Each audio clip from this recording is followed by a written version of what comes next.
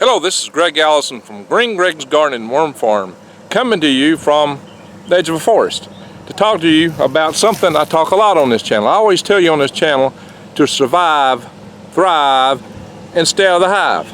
Well, we know what survive means. It's to stay alive. To thrive is to prosper. But the hive, what's a hive?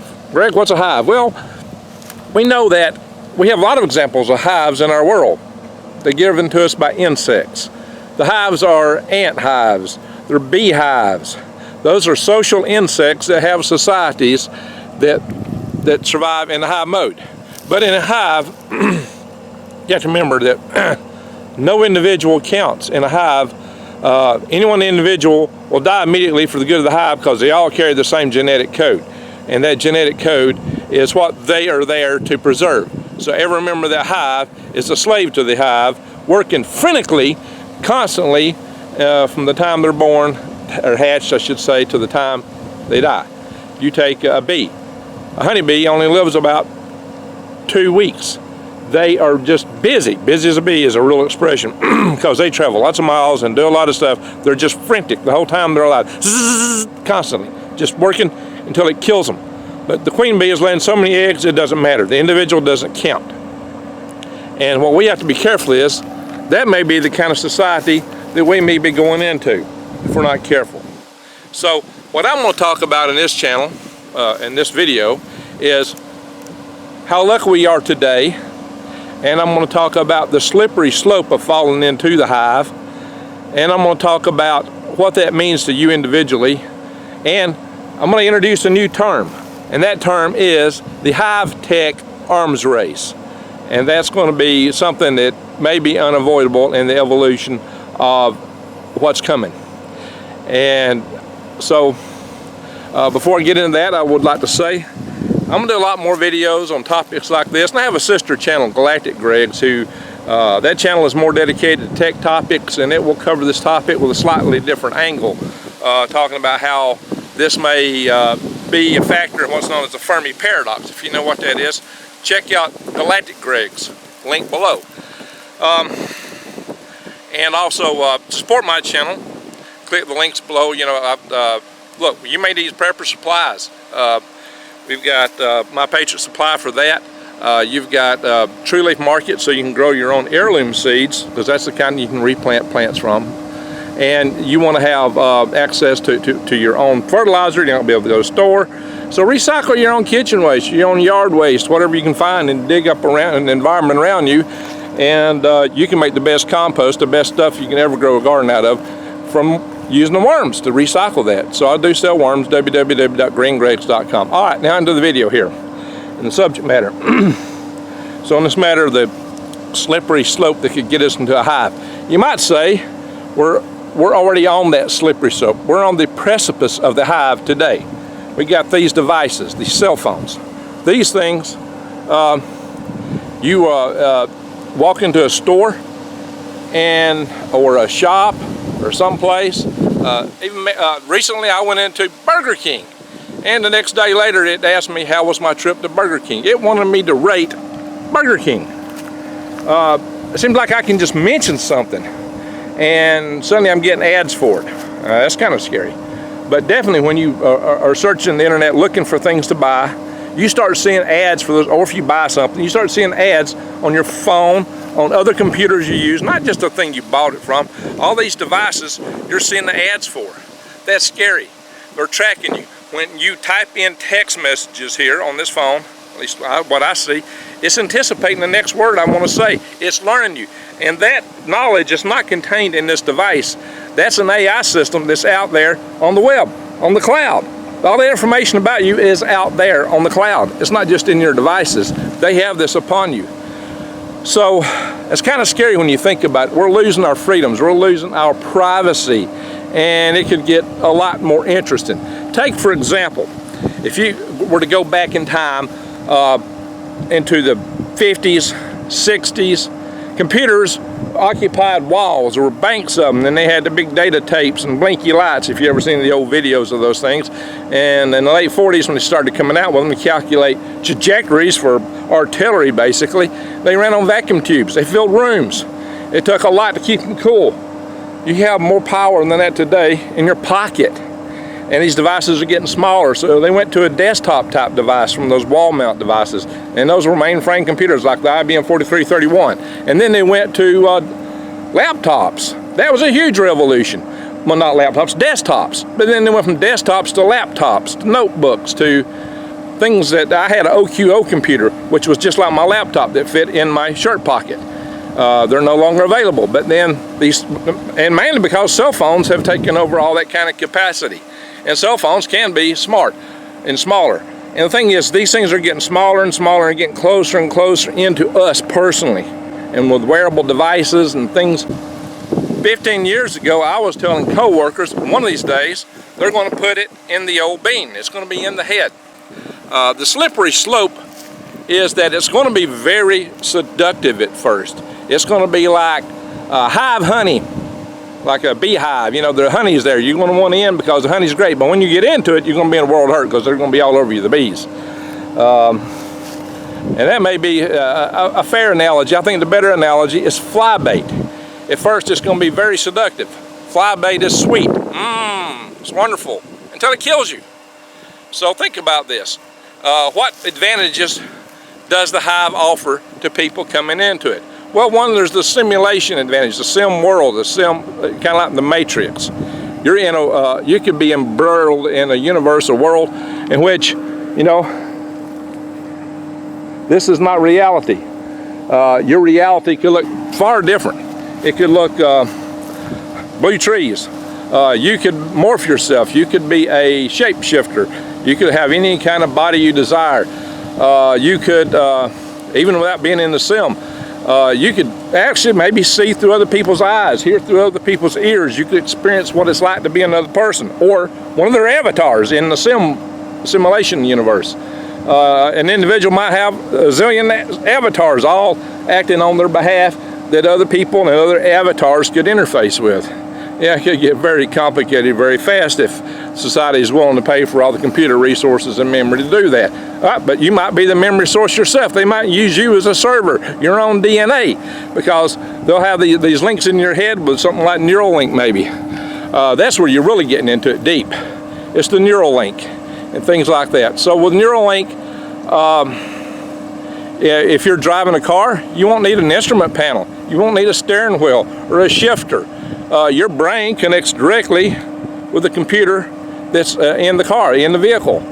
And so suddenly you can drive it without touching anything, fly a vehicle without touching anything. Of course, it's probably driving itself because they won't have autonomous vehicles, right? But you won't need a stereo. All the music goes into your head. You won't need a television. You won't need a computer. All the instrumentality is right here, projecting straight on your visual cortex. Movies, you're immersed in them. You're there. It's all in the big sim. So, you know, that's, hey, steak. If you like ice cream, you could eat ice cream 24/7 without gaining an ounce. You know, you could eat steak all day if you would so desire to do that. You know, in the movie The Matrix, you know, that was one of the things about it, right? So let me back up a little bit before we get deeper into the hive. Because I do want to point out just how lucky we are today. Today, we're still in a society in which we still have our minds, our presence. We can still think. We can have hopes, aspirations. We can dream. We can have families. We can have love. Hate too, of course, unfortunately. But we can hug somebody. We can pet a puppy. We can do things in our society today that we enjoy. We have freedom. But the main thing, the clear thing is we have freedom and presence of our own mind.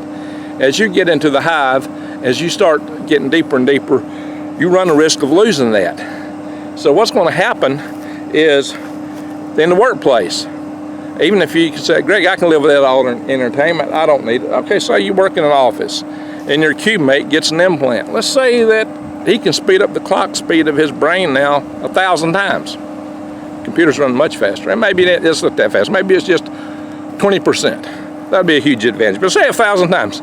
If it was 1,000 times a year, a work year, is 52 weeks times 40 hours is 2,080 hours. If you sped up your clock speed 1,000-fold, you could do a whole year's worth of work in an hour. Actually, you'd be more productive because you're not taking coffee breaks and all that other kind of stuff. You could do your year's worth of work and then get up and take your coffee break. Sit down and do 2 or 3 more years of work within a regular work day. If you're the guy who's still in bio mode, you're going to be left way behind in a world like that. How do you live with it? How do you adjust to that? And the other thing, so that's going to be a big thing. Also, security. All these workplaces want you to have some kind of identification, especially if you work in a secure area. If you work for the government or anything like that, military, they want you to have a badge. I have a badge. I have to use my badge to get on the base where I work. I have to use my badge to get in the building where I work. I have to use my badge to put it in my computer to get access to my computer and my email and everything. Well, if you've got an implant in your head, they know exactly who you are, exactly where you're at, and you're not going to need all that badging. So for the security apparatus, that's wonderful. But see, that's where we start coming into what I call the high-tech, hive-tech arms race. The hive-tech arms race is in the sim world, in the world of implants and the new world, the Internet of Things, which is going to be far bigger than the Internet as we know it today. It would be like the Matrix in a sense, maybe different levels. You know, you would live and exist in our current world and operate in it, but everything's going to be so connected, and then you might have simulations too. But just in the so-called real world, everything is going to be connected. All your access is going to be controlled, and your financial transactions and everything is going to be going through this stuff. A lot of your work's going through this stuff. Things you're thinking, you're not using the computer anymore. So how's this going to play out? Organizations are going to vie for position in this. A security organization, a national security organization, is going to want to maintain the position they have. All organizations want to maintain their positions because that's their power, their money, their income, and they want to maintain and grow and metastasize anything they already hold. And this gives them just untold capability to metastasize that even more. I mean, hey, you know, talking about the slippery slope, we're going to be having smart meters on our homes. With 5G, they'll be monitoring everything you got, your toaster, your blender, your refrigerator. It'll all tell them every time you turn it on, and if they choose you don't need to use that power, maybe they'll just decide to shut it off. Hey, he don't need this, he don't need that. But these organizations will vie for more control in the hive sphere, if you will.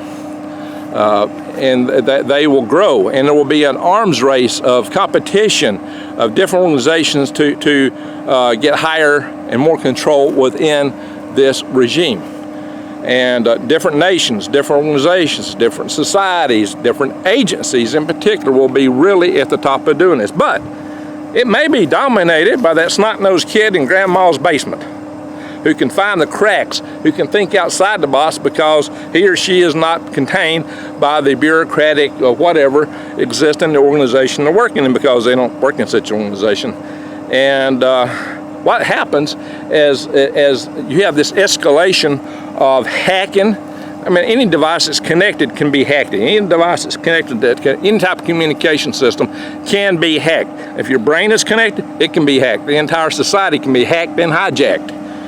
So that's the real risk. I mean, think about it. You're going to have an operating system for this thing you're going to have in here. And maybe it's provided from a company like Microsoft. And, you know, it decides when you're going to have updates, not you. They're in control. And as they get more and more monopolistic, their control becomes more and more. At first, you get a lot of freedoms. You got that steak and that ice cream. But as the security apparatus takes more and more control, they might deem that they don't want to invest those resources to allow you to enjoy all those great delicacies. As you get more and more into a hive, it might be that you're more and more of a worker. How useful are you? If you're not useful, you may have some problems. If you're not useful to the system, if you're superfluous to it, like the drones in the honeybee hive, once they've fertilized the eggs, they're done off with. They're not maintained. The female bees, worker bees, aren't going to feed them once they've done their job. They either got to fly off and take care of themselves or just die out. They don't make it through the winter. So think about that kid in the basement or the hackers. What's going to happen is eventually somebody is going to dominate this hive. Somebody's going to take over everything that there exists. And that's the risk. It could be done. Some hacker could rise to the top and become the queen bee of the hive. The queen bee, or there may be separate hives of different queen bees, but eventually there may be a dominant queen bee. But if you're in a hive and there's a queen bee over it, then guess what? You probably lose eventually not only your freedoms, but your individuality. As your privacy goes away, you lose your individuality and even your soul. You're just a mind-numbed robot, a worker bee serving whatever the desires of the queen bee is. If it's some snot-nosed kid in granny's basement, oh my gosh, I wouldn't even want to imagine what they might desire. They're probably hating the world anyway. Maybe they just want to take everything down. So it's a risky thing. Ben Franklin warned us, and our founders were very smart. Our founders really understood human nature. That's the technology they studied, human nature. We study computers, and we're all caught up with electronics and things like that. But they studied human nature, and they knew it far better than we know today. And Ben Franklin warned us that those who give up freedom for safety and security deserve neither, and eventually will lose both, including their life. And that's what we're talking about here. We are on a slippery slope. We're giving up our freedoms very fast today. People think freedoms are bad. They're not. Freedoms are good. And once you lose them, you may understand, and it may be too late, because it's always hard to get out of a society where you don't have any freedoms. So my friends, there is hope. We can stay out of the hive. That's what I talk about. And I'm going to do another video on staying out of the hive. I'll call it free-range humans. The thing is, there is hope. We can make it. I'm just telling you right now what the risk is, and that it could be a slippery slope that leads to taking away everything. Yeah, it's got the fly bait aspect. It's going to be seductive. It's going to lure you in. Eating ice cream all day long, and being whatever fantasy morphed creature you want to be in the shapeshifter sim world that you're immersed in. I mean, my gosh, kids today get on these things and they can't get off of them. Imagine if they have a pure immersion sim to exist in. But at some point, the system itself might determine there's no point in maintaining the sim. You're just a worker bee, a battery, a server. And if you serve no purpose, you may not be deemed worthy of continuity. They may just terminate you. And by then, you've already lost your soul. I do believe that we're here for a purpose. I believe that we have a soul, a spirit, and that we're here to grow and develop that spirit. You can't do that in an environment like that. So I would hope that that would never come about, that things would not permit it. Of course, at one time there could have been dinosaurian philosophers that might have said, nah, nothing's going to wipe us out because we have a purpose for being here. I didn't get them far, did it? So that's my warning, is we don't want to get too biased by our hopes and aspirations that we stick our head in the sand and say that we don't need to do anything. That's why I told you that. So the thing is, I'll do a video about free-range humans, and I hope I get it out in a couple of weeks. It'll be how we stay out of the hive. But here's the word, the hive is coming. It's already here in a sense. It just hasn't cinched in and trapped everybody. We're just kind of loosely falling into it, and it's weaving around us like kudzu. I did a video on kudzu, growing over trees and everything. Well, those vines are already starting to grow around you and over you, but you can still get the light. I'm seeing light right now, so you can still get the light today. You're still in that beautiful time where you have your own mind. Let's keep that going. Yeah, some of us may dream that, hey, we can partition this stuff, so we just take a little bit up and they can't get through the barrier. Well, like I said, anything can be hacked. So stay tuned for my video on this series coming up on free-range people. Check out my other videos on how to survive, thrive, and upcoming how to stay out of the hive. Thank you for watching.